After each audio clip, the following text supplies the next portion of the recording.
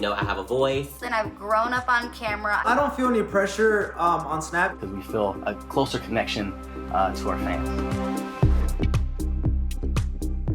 Exclusive interviews of some of the most talked about creators on Snapchat.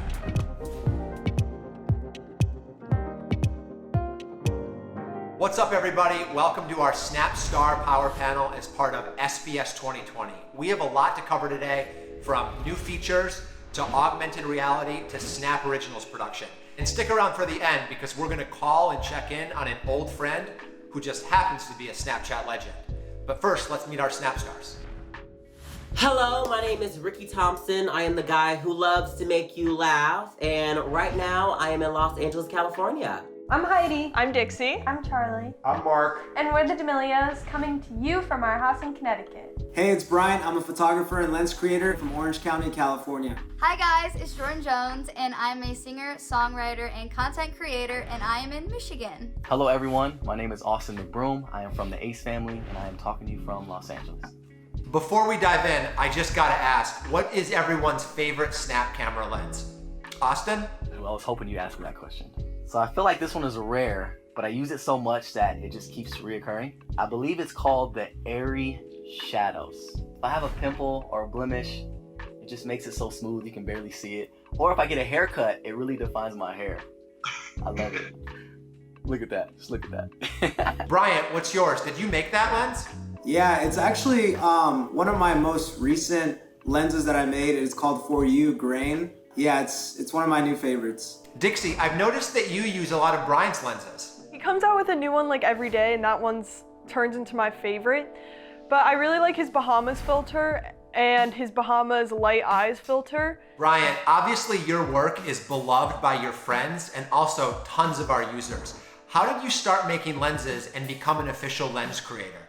I ended up going to a Snapchat event up in Santa Barbara. It was for the Spectacles event. And I ended up meeting a lot of other lens creators. And I just asked them a bunch of questions. And since I already have some experience with other programs, like editing programs, it was pretty easy to learn after 30 minutes of, kind of being walked through Lens Studio. Ever since, I've just been so hooked onto making lenses for Snap.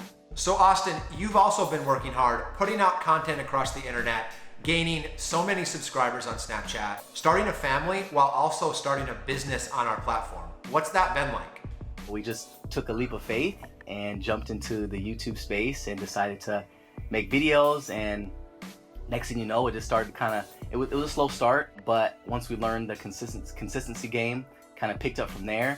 And that's when we discovered Snapchat. When Snapchat came out with the swipe up feature, it was able to allow our fans to watch our videos so much quicker and so much easier.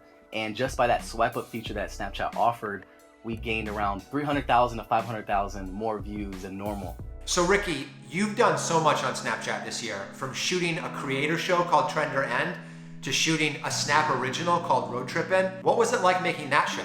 Oh my goodness, like literally making that show was one of the best times of my life. So basically, we got to travel across, the US and experience different types of things that I thought I would never, ever be able to experience. Like we talked about this, we're like, oh my gosh, we would never go gator feeding, we would never go skydiving, we would never, go roller derbying.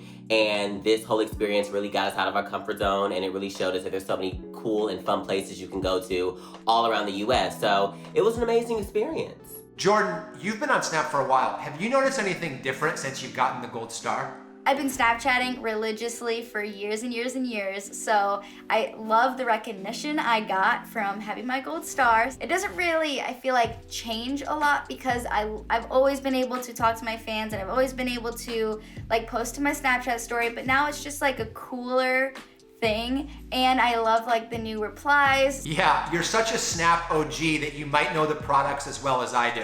And you mentioned some of our newest products: full page profiles, highlights, enhanced insights. And I'm curious, do those features change the way that you use Snapchat? I love looking at my insights, who's watching, where at, what other kind of content that the people who are watching me watch. I love the replies. It's so cool and it's so new. I definitely feel like my Snapchat fans are my most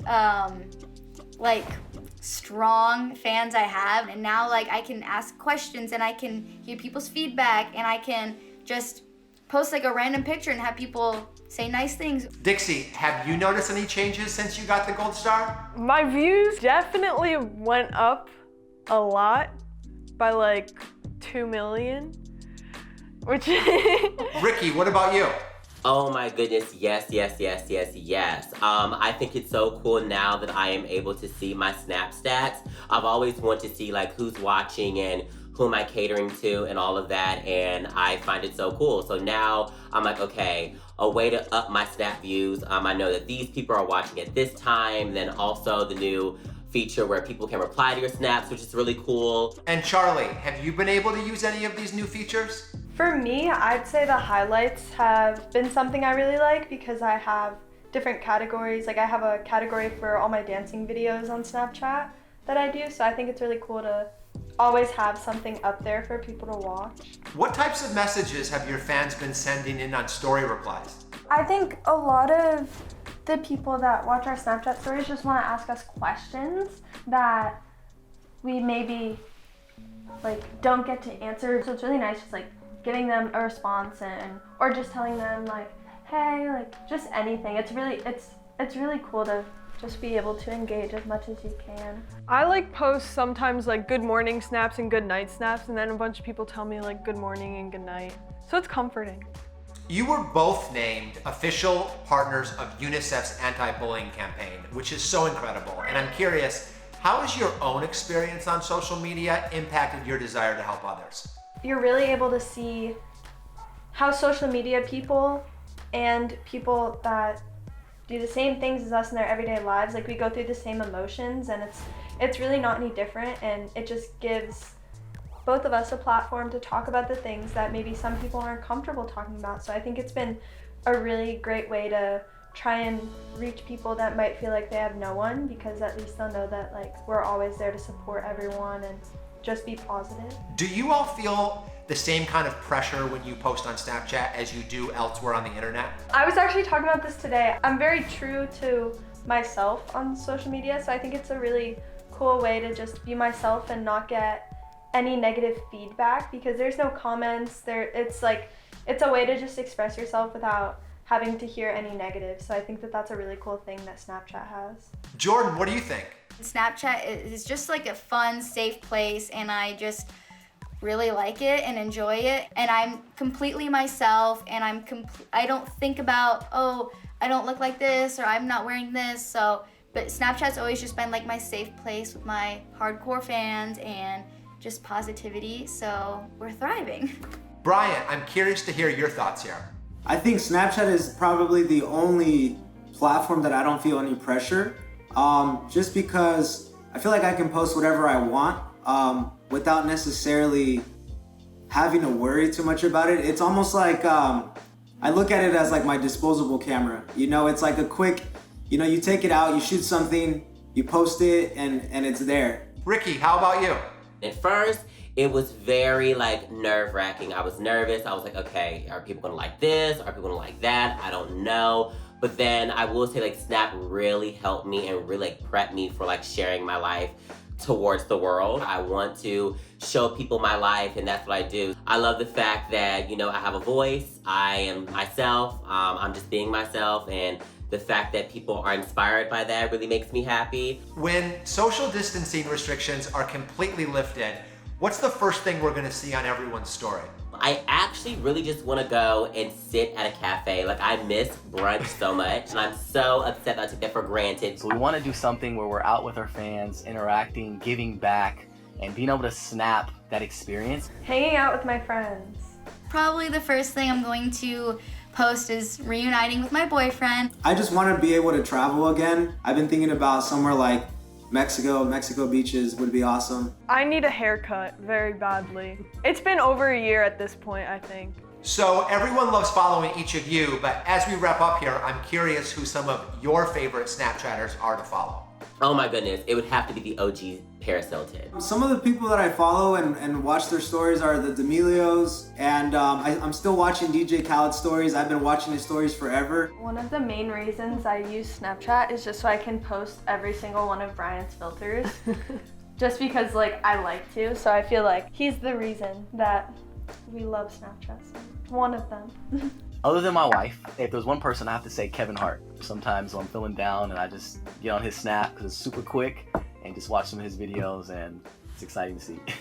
Well, that does it for our panel. Thank you all so much for being here. But before we let you go, we're gonna call and check in on one of my favorite Snapchatters to follow.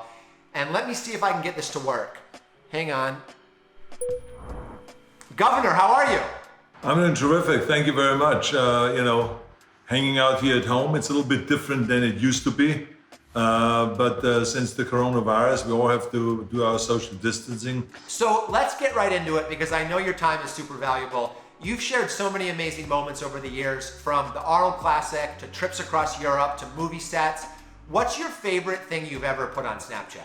Snapchat is for me kind of like the ideal kind of way of sharing. Because for some reason or the other, I always was someone that never enjoyed when I saw something by myself or alone.